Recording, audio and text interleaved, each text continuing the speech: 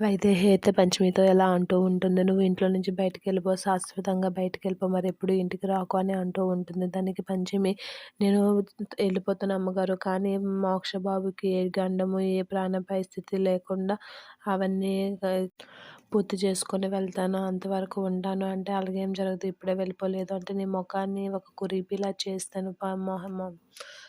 కల్లో కూడా నేను తలుసుకోకుండా చేస్తానను" అన్ని మాట తీసుకుంటుంది. ఇంట్లో నుంచి బయటికెళ్ళిపో అని మోక్ష, పంచమి ఏదైనా అడిగితే ఇలా వెళ్ళిపోయిందని అంటూ ఉంటారు. దానికి మోక్ష అలా బాధపడుతూ ఉంటాడు. అక్కడికి వచ్చిన రఘురామ్, "ఏమైంది మోక్ష, ఎందుకలా ఉన్నావంటే", "పంచమిని నేనే ఇంట్లో నుంచి బయటికి పంపించేసాను. ఇప్పుడేంటంటే తను ఎప్పటికి రాదు" అని అంటే, దానికి బామ్మగారు, ఎంత పని చేశావు వైదేహి, నువ్వు ఎప్పుడు వాళ్ళిద్దరిని విడదీయాలని చూసారు" అని అంటే, దానికి, "ఏంటి అత్తయ్య, నా కొడుకు ఇలాగా ఏ సంతోషం లేకుండా బాధపడడం మీకిష్టమా? అందుకే నేను ఇలాంటి పని చేశాను. ఈ విషయంలో మాత్రం నేను ఎవరి మాట వినను. నా మాటే" అంటుంది.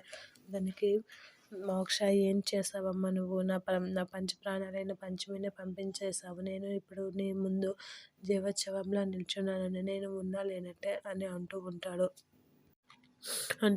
బామ్మగారైతే, "ఎంత పని చేసావు వైదేహి, ఆ అమాయకురాలు ఇప్పుడు ఎక్కడుందో, ఏ చెట్టు పుట్టల్లోనో తలదాచుకుంటుందో" అని బాధపడుతూ ఉంటుంది.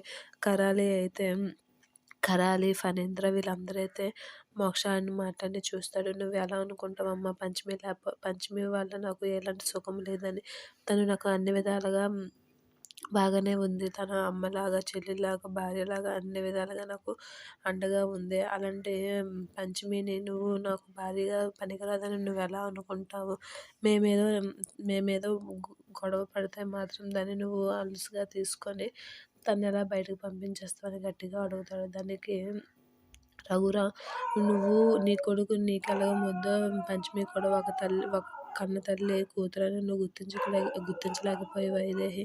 ఎంత తప్పు చేశావు, వీళ్ళిద్దరిని విడదీసి చాలా పెద్ద తప్పు చేశావు వైదేహి" అని గట్టిగా అంటూ ఉంటాడు. దానికి బామ్మగారు, "శివయ్య, నీ బిడ్డని నువ్వే కాపాడుకో, మేమేం చేయలేకపోయాము. మేము చేసిందాన్ని నువ్వే రక్షించు" అంటుంది.